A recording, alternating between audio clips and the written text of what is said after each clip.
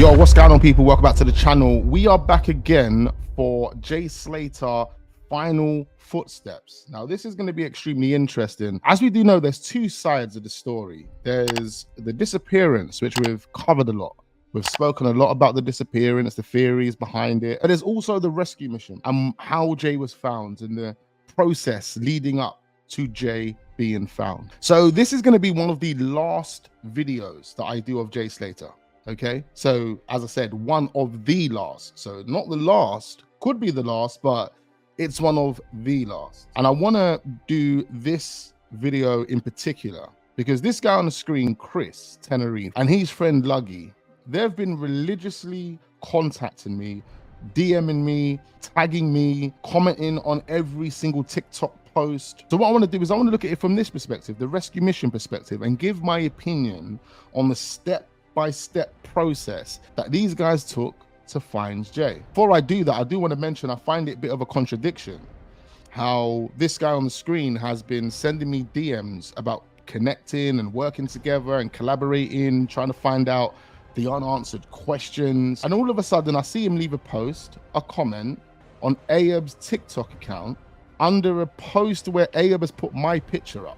And this guy's comment basically says, I've been running lies and conspiracies for weeks. And that made me feel some type of way because I'm thinking, hold on, was you not in my DMs like 5 days ago asking to collaborate? So if I've been spreading lies and conspiracies, why are you contacting me? The thing I'll mention is the comment that he actually left on Ayub's post saying whatever he said, he then deleted. Unfortunately for you, I've got the screenshots. And then you went and left a comment on one of my recent posts to say, oh, I've sent you a DM. Can you please check it?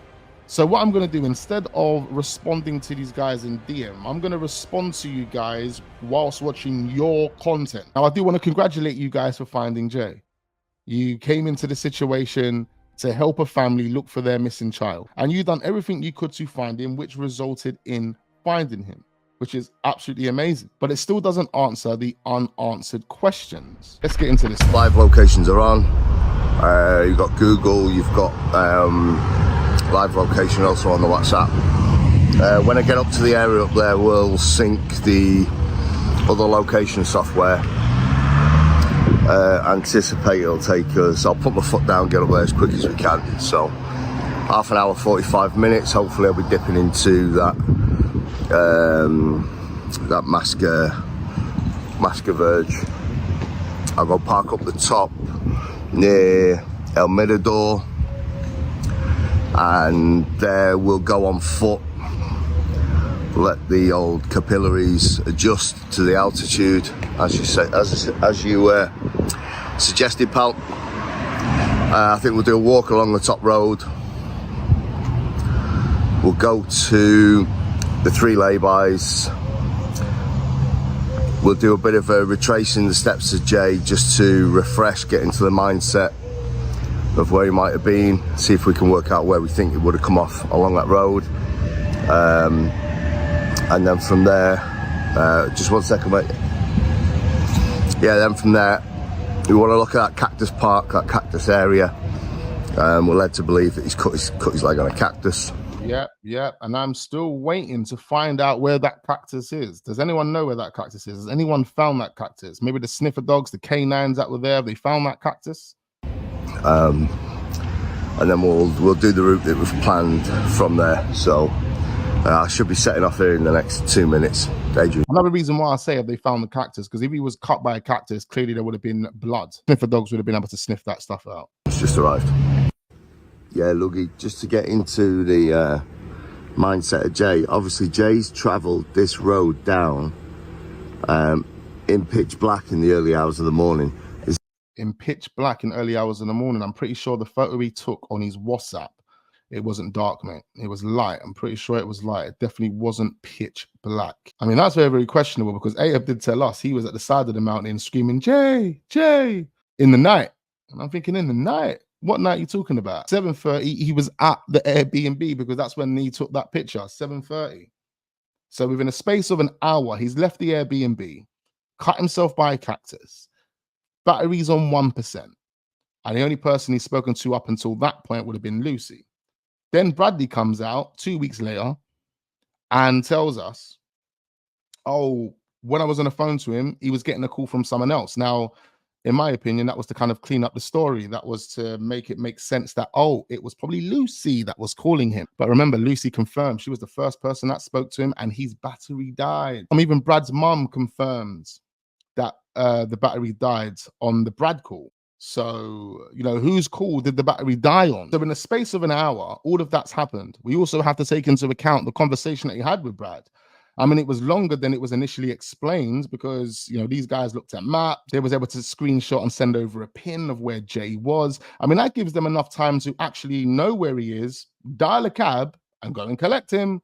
Why was that not considered? Why did the guy decide to walk off-road when Brad called him and walk into this ravine with at that time a cut on his leg? It just doesn't make any sense. He continued to try and walk through that with a cut. Again, Brad said he walked off-road. If Brad said he walked off-road and he said someone else was trying to call him and that person would have been Lucy, then he clearly wouldn't have cut himself by a cactus at that point. And if it wasn't Lucy that called him, who called him? The guy had 1%. Battery died after Lucy spoke to him. But all of a sudden, Bradley spoke to him, FaceTimed him through Snapchat. Well, how many apps is this guy opening? Then come out of Snapchat to then open up the maps to see where he was. Then he screenshotted his location and sent that to who? Lucy. How would have Jay done this with 1% battery? It makes no sense, but apparently we just spread lies and conspiracies. I'm trying to make sense of the stories that these guys have put out. Mark Thomas confirms that when he spoke to these guys, Brad, Lucy, whoever else he would have spoken to, they didn't give him all of the information. So they were holding back information. We also had that statement analysis from the US law enforcement. He's a statement analysis, he's a body language analysis, he's a language analysis. He works directly with the US law enforcement, and he basically said, based on the statements, these guys are withholding information. They're not giving all of the information. They're lying, basically. They're only giving you parts of what they want to give you. Why? Because they want you to find the body. They want you to find the body because this is their friend. But unfortunately, something happened to him, and we just don't want to be implicated in this mess. So what we're going to do is we're going to put together this story that keeps us out of the mess, but enables Jay to be found so he goes home back to his family. This is the Masker Road all the way down. He knows he would have been descending. Now this could have been one of the reasons why he opted to walk the wrong way. From the Airbnb, he would have been able to see the Mirador, 5.5 kilometers of pure uphill walking. So to get, like I say, to get in his mindset, this could be one of the reasons why he opted. He saw the Mirador, maybe thought he could get a coffee, charge a phone, make a phone call. He could have done that at the Airbnb. He walked up there, it doesn't open till 10 o'clock. So why didn't he just wait? And then when he's got there, that's why he's walked further past and made that call to Brad. This is the road he'd have had to come down in the car with the lads that he stayed at the Airbnb with. Literally 2 hours earlier. The way he is currently driving is the way that he should have been walking, but he didn't. He come out of the Airbnb and done a left instead. Okay, so right in front we've got the Airbnb. Because as far as we're being told, he come out of that green door and he done a left. He done a left. He didn't go down. He went up. Where Jay stayed his last night before he went missing. From the Airbnb, line of sight, he would absolutely have been able to see the bar down the road. So there was a bar down which there. Is there. Exactly. But he didn't. There's the bar. It is. Even if he was standing out on the patio at the front where he was smoking that cigarette, I'm pretty sure he would have looked over and seen that there was a bar down there or shops down there or other buildings down there. And then even then, if you are leaving the Airbnb and you are walking, why would you want to walk uphill? Why would you not want to walk that way downhill? Look how easy that would be just to stay on the road and walk downhill in the direction your hotel actually is in. And you never know, by the time he gets to the bar, he can pick up a hitchhike. In fact, he could get to that bar and maybe make a call to someone. All right, the bar didn't open till 10 o'clock, but he only had to wait an hour and a half. Why was he so itching to leave? Why was he so in a rush? Ayub and them man had cars, bro. Why didn't he just wait with Ayub? Ayub would have gave him a lift. He didn't want to do that. Why? Doesn't make any sense. 8:15 in the morning. As you can see, there's already cars there. Yeah. So he's there now, 8:15 in the morning, and he's saying there's already cars there. I mean, look, if Jay would have walked, especially the distance that he had allegedly walked, he would have seen cars. He would have seen someone. He actually passes an area where around these times in the morning, they start preparing hikes. So he would have bumped into someone, and someone would have said they see him, because it's a smally dense populated area. So if there was a boy in a t-shirt and shorts randomly walking however many miles before he got to the ravine, I'm sure someone would have seen it, especially with the way the media have been all over this. How would have anyone in that area missed this? So one would assume there's people around there. So you might have walked down to the bar, waited for it to open, or speak to people there. And there's the Airbnb just there.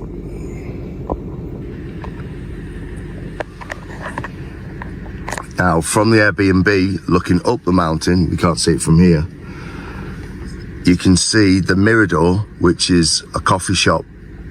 I think there's a tourist information there, and also a shop, a souvenir shop. He would also have been able to see that direct line of sight from the Airbnb. There you go. And we assume that that's the reason why Jay started to walk in that direction. That there chalks off the dehydration theory, because if there are shops in that location, bars or cafes, whatever they are, you've got access to liquids that you can drink that will rehydrate you. The only time Jay looked dehydrated is at that event. Do you reckon he was still dehydrated at 8:30 in the morning? Smoking cigarettes? I mean, come on, are you going to smoke a cigarette, take a picture of yourself smoking a cigarette, even though you're dehydrated from the event with no access to any liquids? Does that make any sense? So we're looking down at the Airbnb from El Mirador. El Mirador opens at 10 a.m. Okay, so that's the Airbnb. The Airbnb is the white building. So when he stood there, he could have looked down, see that there was a bar below en route to his hotel, the way he was meant to go. Or if he would have looked up, he could have potentially spotted that there was this calf. And again, I'm just trying to understand what Jay's thinking at this point. Like Chris said, let's put ourselves in the mindset of Jay, which is exactly what we're doing here. The time frame we're working on is that Jay walked this road.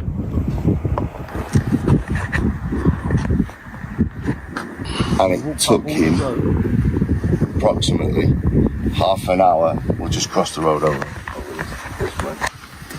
So this is that tourist spot. This is where people actually gather to prepare for activities.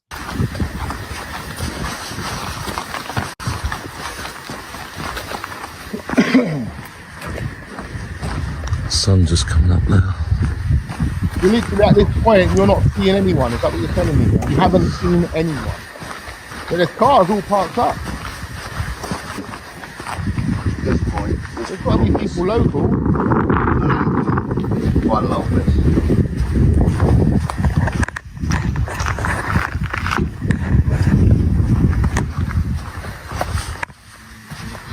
Now at the second lay-by, which is about another 500 metres along here.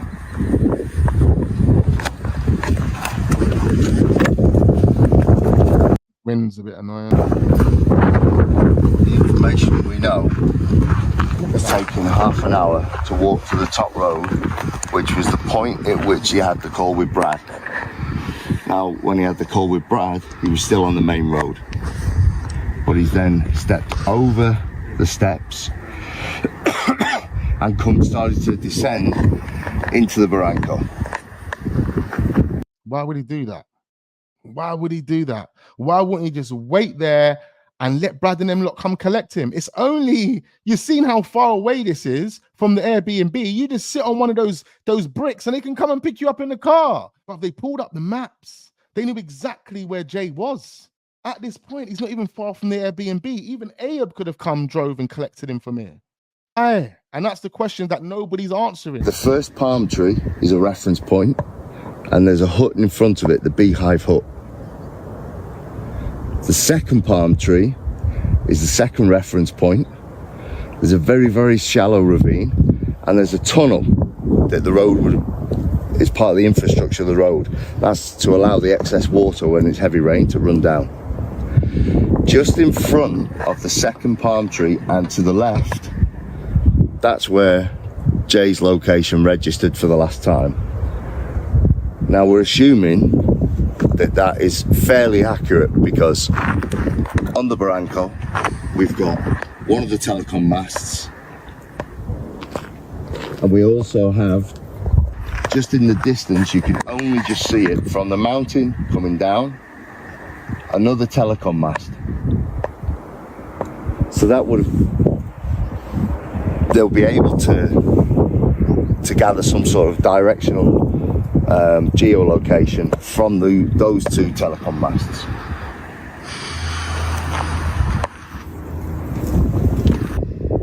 So as Jay has walked from Mirador to here, as you can see, it's very difficult to come down off track here. It's very steep. There's not much to get your footing on.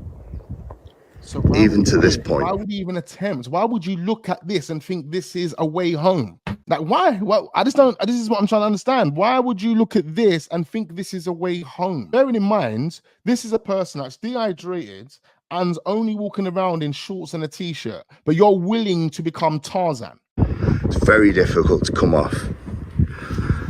As we make our way along here,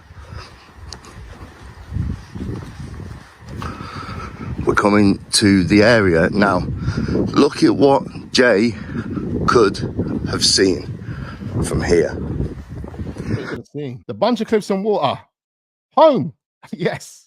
Home. Come on, guys. No one would have stood there, looked at that and said, oh, yes, that's my route.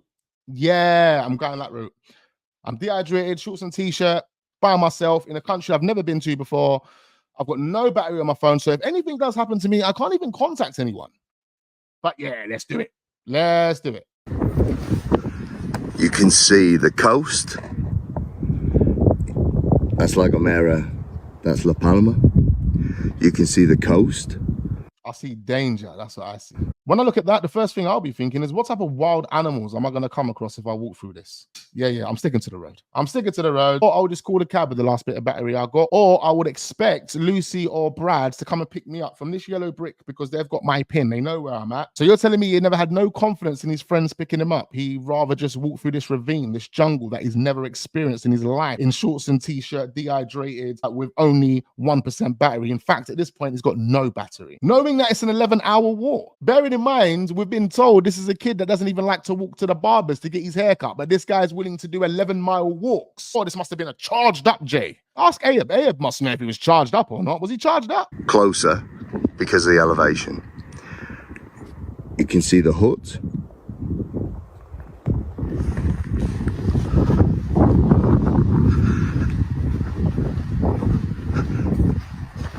And here is where a lot of this cactus starts. So that's where a lot of the cactus starts. So we can only assume somewhere around this area is where Jay got cut. Has anyone found the DNA, the evidence to prove that he was cut by a cactus? Or are we just avoiding that? We're not looking into that, no? I still don't believe Jay came off at this point. It's too difficult. I think he's gone past this first lay-by. This guy's on a mission. This guy's been charged up and he's walking. He's continued walking. Now this is where the cactus area is. He's not gone through there. You can see how thick it is. I mean, it's so weird, you know, when you think about the cactus and you think about where he's actually walked to, I feel like in order for you to mention that information, you would have had to have kind of been there. And even when Brad mentions he walked down this little slope, he just slid down, and then I could hear him treading on stones. What was he doing? Was he showing you where he was walking? Like showing you? He wasn't talking to you FaceTime. He was like showing you where he was walking. I mean, again, you know, these little bits of information make it seem like you were actually there to know these things were there. He's going to get shredded to bits.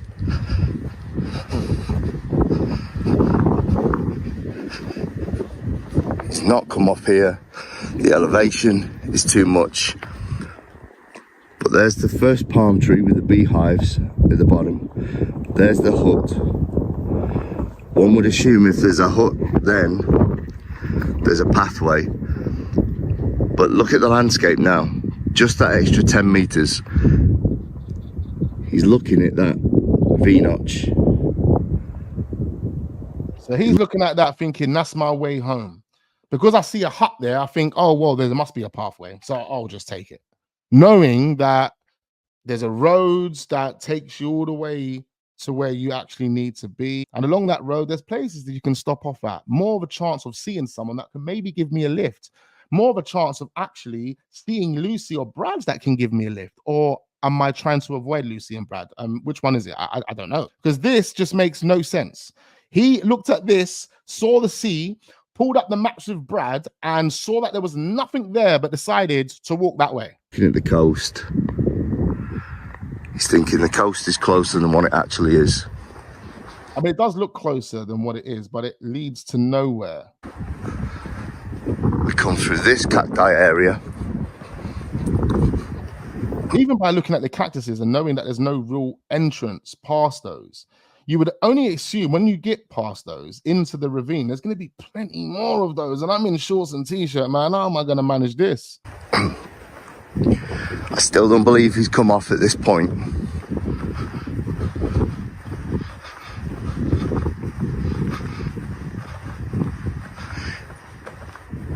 If he'd decided to walk on the other side of the road at this point, it's quite possible he could have caught that cactus there.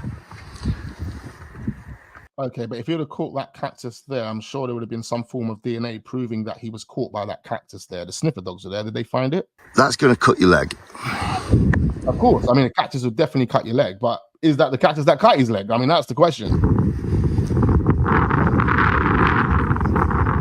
It's still extremely difficult to get down here. I went down here the other day to explore what that blue thing was. And the more I see this, the more I'm walking along with you, Chris.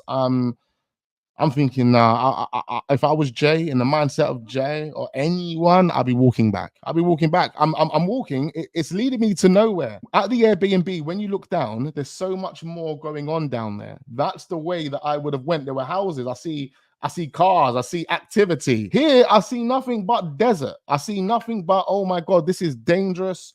And yeah, I shouldn't be walking this way. I shouldn't be doing this. No, I shouldn't be doing this. I don't know. Jay was charged up clearly because Jay turned into Tarzan and he wanted to walk through this thing and somehow swim for, I don't know, if it's 11 hours just to walk, imagine swimming. How many days would it take you to swim back up the shore? It's actually a water bowser. We're in line now with the palm tree. You can just see the roof of the hut. That's a building. Look how it's sunken into the landscape. I hear that. This is the second lay-by. If it was me, I still wouldn't come off at this point. I believe he's come to the lay-by. Park your car. Oh, right. So there's the little lay-bys where you can actually park your car, get out. If there was any type of foul play here, a person involved would definitely have to be knowledgeable on this ravine, on the pathways, the routes, the mountains themselves.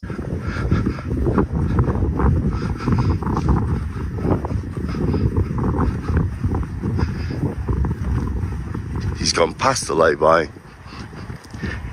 At this point, he can see the road continues and keeps winding. One of the things he said on the call with Brad, fuck that, I'm not walking that windy road.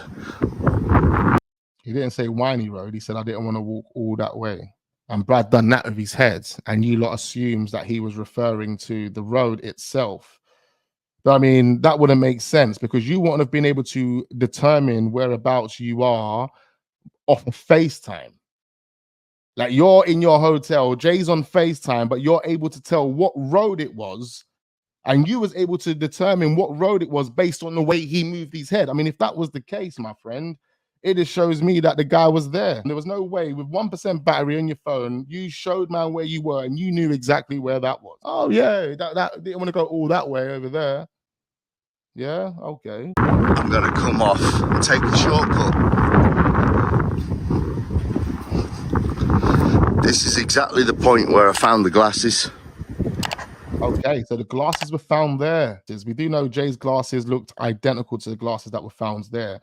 If the glasses were there on the floor and one of the lenses was out, just to let you guys know, it was the left lens that was out, as far as I remember, then why didn't he pick up his glasses? Why did he leave his glasses there? Way they were pictured as well was like they were dropped and there was no attempts to actually pick them up. They were just dropped and left.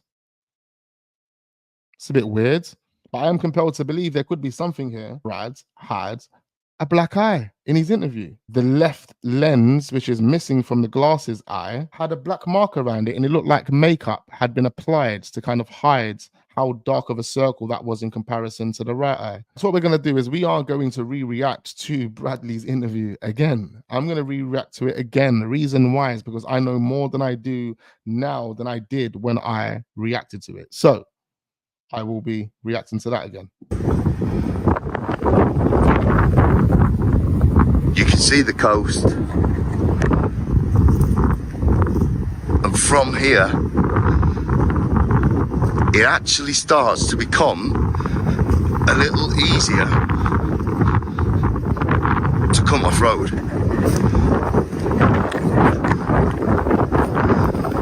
A lot of wind. There's a lot of winds. I'm surprised Bradley didn't mention the winds. Why didn't he mention the winds? Can't you remember there was any winds at the mountains at the time? Blowing away at 8:30 in the morning? No winds? What not come to mind when you were talking about where he was at? Oh, saying that, Bradley couldn't even think of one good thing to say about his friend, so I'm not surprised. Also from here, you can see the ravine. He's probably thinking, I can just follow the middle of that barranco, that ravine, all the way down, which will get me to the coast. But I get it. We're trying to trace back his steps, trying to put ourselves in the mindset of Jay, trying to understand why he makes these decisions. But we're still not getting any answers, are we? I mean, this just sounds like something that nobody on the face of the planet would actually attempt to do. Will.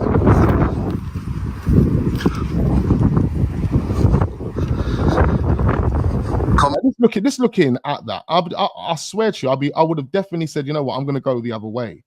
I mean, this way looks like nowhere. Seems like someone just drove past the Airbnb middle of the night. Jay never went to the Airbnb, and whoever was there had extensive knowledge on the ravine, the routes, the pathway, where to go, how to get there. It maybe took 2-3 man to make it happen. No one, not even a hiker without gear, would look at this and say, yeah, I would make this attempt. Not even a hiker, a real professional hiker without no gear. They won't even make this attempt. This is absolute delusion. Coming along to the third lay-by. So we're coming to another lay-by where cars can park up. I mean, these lay-bys look like they can probably park up at least 3 cars. This marries up with the conversation with Brad. There's the lay-by. Right next to the lay-by. That's where it marries up with the conversation with Brad, because this is where man stepped out the car, saw the stones. We was there. There's cactus. The easiest part to get down is here. Right. That wind is jarring. I'm surprised Brad never picked up on that wind. By where the second palm tree is, and just to the left of that palm tree and in front of that palm tree, that's where Jay's phone pinged for the last time and where we assume the phone died. Wow, so next to that palm tree. So his phone had battery up until this point. It meant that he had enough time for someone to come and collect him. Look how far he had to walk. It's only in a half an hour to 45-minute drive from their hotel up until that Airbnb. When I walked through this thicket the other day, well, I've walked from the Airbnb to this point. And another thing I want to mention is, where is his phone? Does someone have his phone? Did the police find his phone? And another thing that doesn't make any sense to me is, why would he have sent a screenshot of his pin's location? Why would he have done that? You screenshot that. That's more work for your phone to do, even though your battery's drained. And that was the screenshot that they gave you so you could use that to locate the body. Right, okay. Oh, wow. So Jay couldn't just send the pinned location directly through WhatsApp by just pressing one single button. He had to take a screenshot, find that screenshot, send it. Oh, right. Okay. Makes sense. Exactly half an hour. If he left the Airbnb at 8 o'clock and he called Brad at 8:30, it's this point where he's come off. He called Brad at 8:30, he called Lucy at 8:30. So Brad did come out to clear up the story to make it look like Lucy did speak to him, because he said, yeah, I think someone else must have called him. Like he said he was going to call me back and someone else was trying to call him.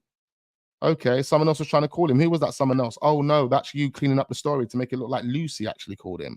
But then at that point, Brad, you would have known that Jay was cut by a cactus, right? So if that's the case, then he must have been cut by one of these cactuses. Why have they not found any DNA to prove that he had been cut by a cactus? To get from here through that thicket to just in front of that palm tree took me 20 minutes. Wow. Oh, it looks closer than we think, right? When he last called Lucy. So that means he had 20 minutes from this point when he got off the phone to Brad. He had 20 minutes to get to that palm tree.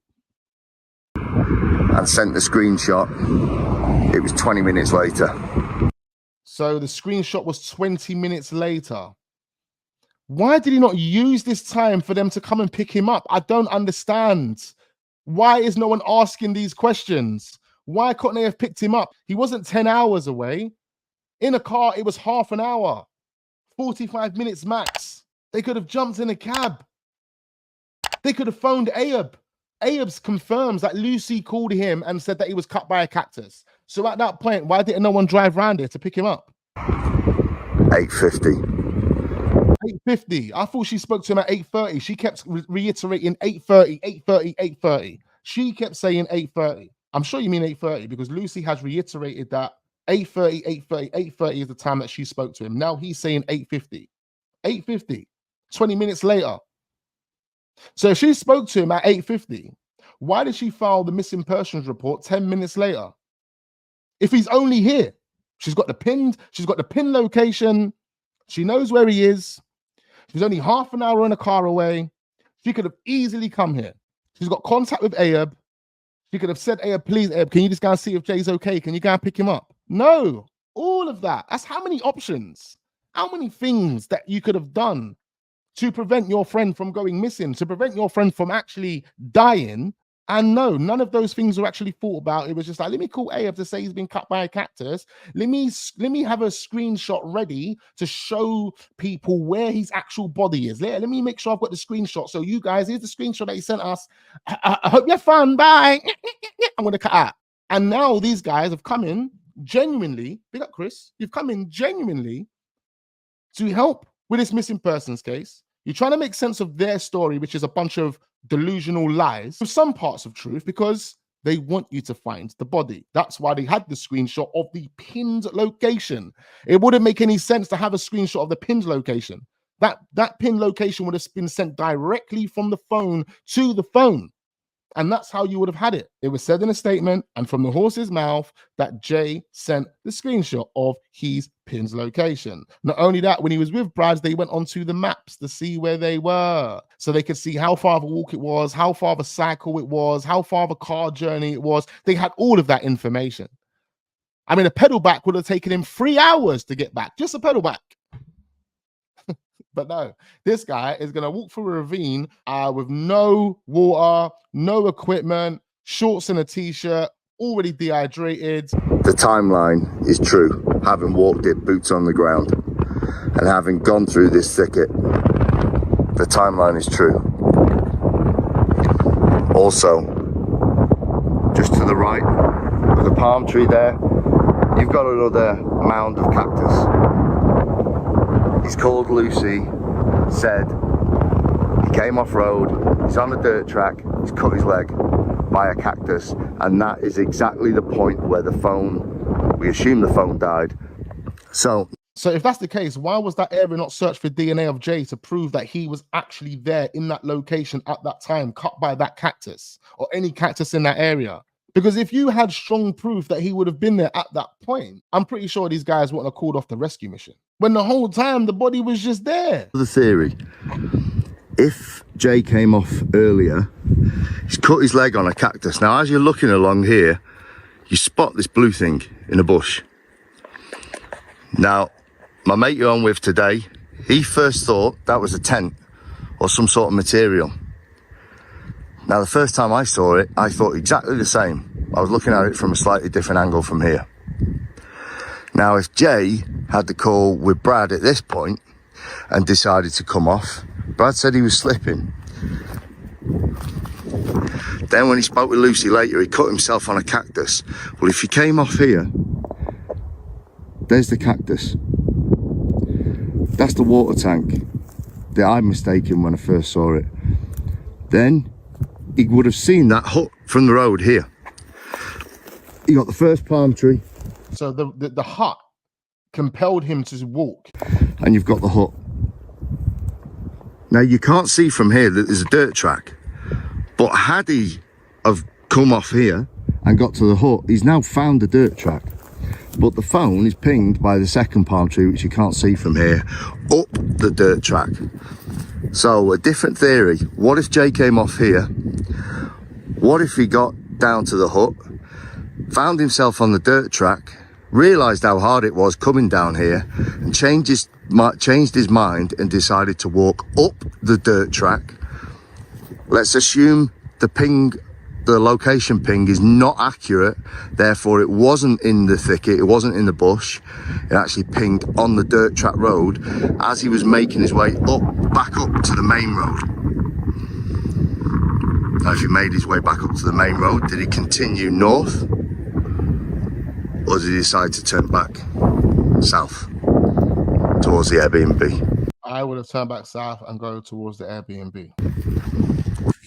So out of all this bush, all this cacti, all this bush, all this thicket, all this ground, the phone exact location, assuming it's accurate, it may not be accurate, but out of all of this terrain, the phone pinged here. The phone pinged there. Out of all the terrain, a little spot right there where you could just chill.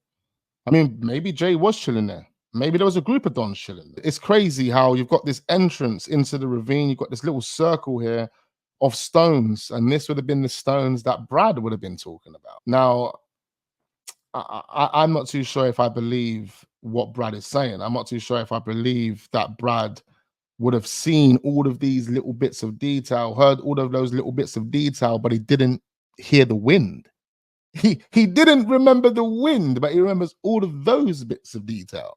I mean, to be quite fair, ladies and gentlemen, in my opinion, in order for you to remember these bits of detail and not even being able to remember one thing good to say about your friends, it means you was there. It was that recent enough for you to have remember it because you was there on those stones yourself. On the rocks, close to the path. Anyone could have walked in here. Jay could have walked in here and he could have been sat here to take a rest. He could have been sat here. But again, this is all theories. This is trying to understand the situation. So when you say, oh, but you're spreading lies and conspiracy theories, no, I'm not. I'm doing exactly what you're doing, just trying to understand all different parts of the story and trying to connect those stories. And when you connect the stories, it literally brings you to one conclusion. And then he moved off again. So he stopped there and then would have moved off again to continue his journey through this ravine. Wow, this guy was preparing himself for a mission, wasn't he? A big, massive mission. Yeah, he definitely thought he was Tarzan. He was charged up thinking he was Tarzan, bro. But the access to this point is so easy. Oh, so it's so easy. It means that anyone can get there, including his friends. His friends could be there and the rest of the gang. Oh, okay. So they could all be there. All right. Well, we don't know. We don't know, right? Because we haven't looked into it. Oh, right. Okay. And it's all these rocks. Yeah. Was Jay sat here? Bradley remembers those rocks. We're right on the point.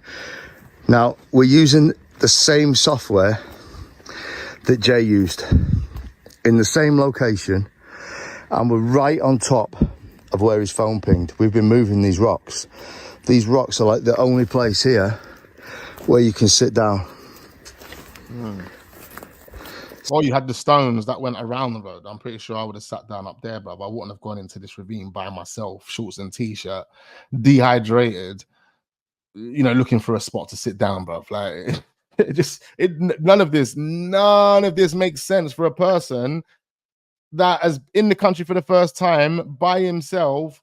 Come on, man. No battery on his phone. It just doesn't add up. No one in their right mind will do this. And that's what they're going to say. Well, Jay wasn't in his right mind.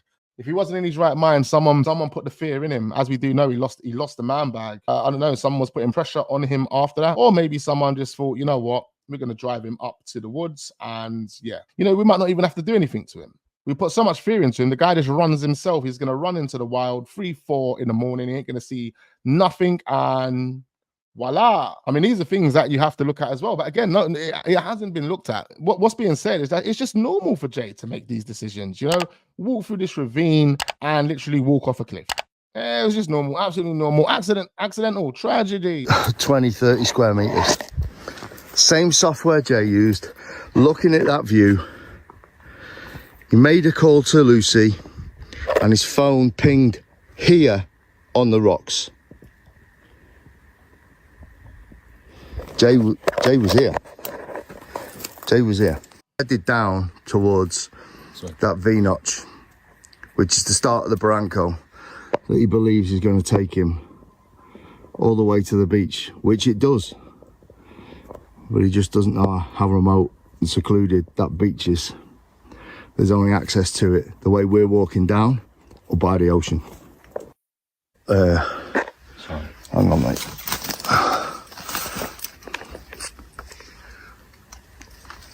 That's the last ping. He's come down through from the top road down to here. The only place you can sit down. He'd have been knackered. He'd have been cut. He'd have been grazed, scratched, exhausted. All of that, and the dog's caught and sniff him out. That's crazy. Bulldozing his way through that in shorts and a t-shirt. That's how easy it is done. And I've got the right kit on. Yeah, I'm sat, mate. Yeah. He's sat down where I'm sat down now, looking at the ocean. Made that call to Lucy. This is exactly where his phone pinged. Right, so coming out from where the phone pinged the rocks, where could be the place where Jay last sat and made that call to Lucy. Or Brad. He said to Brad, look where I am. Sound of falling rocks. Remember, Brad said he wasn't concerned where he was. He said, yeah, you know, everything looked fine. He said, you know, he didn't think he would go down there, but everything seemed fine. Everything seemed absolutely fine. Doesn't make sense why half an hour later a missing persons report was made. And it doesn't make sense how no one actually come to pick him up. He had to sit there by himself in the stones. Based on the narrative, it seems like the guy was just a stupid kid that didn't know what to do. He needed to be managed. He needed to be looked after. Someone needed to be with him at all times. That's the type of kid that this guy's being portrayed as. But I don't believe that. I don't believe this guy was that naive, that stupid, that dumb. I don't believe it. Phone died. That would have been the view. Now, he's heading for the coast because he's just come through all that. We know if he follows that path, it takes him back to the main road. Jay wouldn't have known that. He's not walked here before. For him, that could be a trek up into them mountains. Put yourself in the mind of Jay right now. You're tired. Now you're anxious. Now your phone's dead. You've got no contact to the outside world. So what I'll do is I'll just go back the way I come, mate. I'm not walking into the ravine, bro. I'm going back the way I come. And if it's early morning, the way they say it is, and I've got enough time, then why would I not walk to the end of the path just to see where it goes? At this moment in time, if you're borderline survival mode, you are going to be looking at your easiest route, your easiest options. So if you see this path and you're on this path, you're going to tell yourself, let me just walk to the end of it to see where it takes me. Remember, humans are curious. We're very, very curious. So like, it doesn't make any sense how he looked at that and said, oh, it's probably going to take me, the wrong way, even though I'm going the wrong way anyway. So let me just go the opposite way. Put yourself in the mind of Jay right now. You're tired. Now you're anxious. Now your phone's dead. You've got no contact to the outside world. You've got no idea where you are. Human nature, path of least resistance, follow gravity. Can see the ocean. I want to make it to the beach. Is it more likely he went down and headed to the beach where he believes civilization is? Or is it more likely he went on a path, he doesn't know where it leads, back up into the mountain when he's tired? Curiosity would have taken me up the path to see where it takes me. You think he would have just looked down there into the wilderness and said, oh, like there's a possibility at the bottom somewhere, there's some sort of exit. Yeah, I might as well just go for that. I mean, that's absolutely dangerous. It's a delusional way to think. It makes no sense. No sense for a guy that's dehydrated in shorts and a t-shirt with no hiking equipment. As I said earlier, not even a hiker without equipment would make this attempt. Now, Jay's come out of one load of thicket. He's cut and scratched. He had t-shirt on and shorts. He's probably trying to sell it to us, isn't he, boy? Cut himself. He's like, look, man, you're getting cut in here and scratched. He had to go all the way through it. I've just gone 10, 15 meters and look at the state of my arm. He had shorts on and a t-shirt. He'd been scratched, grazed, cut. And that means I would have taken that path that you're on right now just to quickly find the road and get the hell out of it. I ain't going to say, oh, you know what? I'm going to go and attempt more. Yeah, let me quickly go more into the wilderness. Let me cut myself up some more. Yeah, it's fine. Absolutely fine. At this point, he stood on this path. What decision do you make? You're heading for the coast. Do you walk on a path for a bit and see where it takes you as it's heading down? Or do you go through even more thicket and get cut, grazed, scratched to bits even more? What choice do you make? Okay, we've got a luggy back in the ops room. He's got the LiDAR satellite images, maps. He's got the simulator maps, and he's got the satellite. He's tracking us live, and he has sent us 3 areas to search to prove if it can be gotten in. I don't know how dangerous it is till we get there, but the head of the search said that the searchers couldn't get there without ropes. So let's go and have a look. Let's see if we can get in there without ropes, because it will be the lowest, the actual V-notch where the land meets, which is the bottom of the barranco, that takes Jay to where he's aiming for, we believe he's aiming for, which is heading for the coast, heading for the beach. We've got about a 10-minute walk. This here is, so the beehive hut is at the top. You can't see it from here. This is the derelict hut. We call the derelict hut. All this was searched all by this guy is really familiar with this area, isn't he? The search teams. We searched it every time we've been around here just to see if something was missed and there's any clues. Then just in front where the palm trees are, that's where the squatter's hut is. Now that's open. In there's 3 rooms and there's a mattress in one of them. Wow. Well, was you living in there or something? And then from there we're going to come to the end of the road. When we come to the end of the road, we're heading for the V-notch. Let's see if we can get into the lowest point of the... So if you came along this path down to the entrance of the barranco, plenty of cactus. This is 10 minutes further down from where the supposed call happened with Lucy. If I would have made this decision and got to this point, I would have been slapping myself in the face multiple times. Like, why am I here? What am I doing? What the hell am I doing? This just doesn't make sense. It's probably like the 20th time we've said it in this video. So we're going to go down, look at these 3 spots that Luggy's got on the grid for us. We're going to check out now until we get down there. We're not going to do any more videos. But as you can see, plenty of cactus here. Very easy to catch and cut yourself. All right, Luggy. So we are stood on the mission map. We are stood on the RP. Romeo Papa.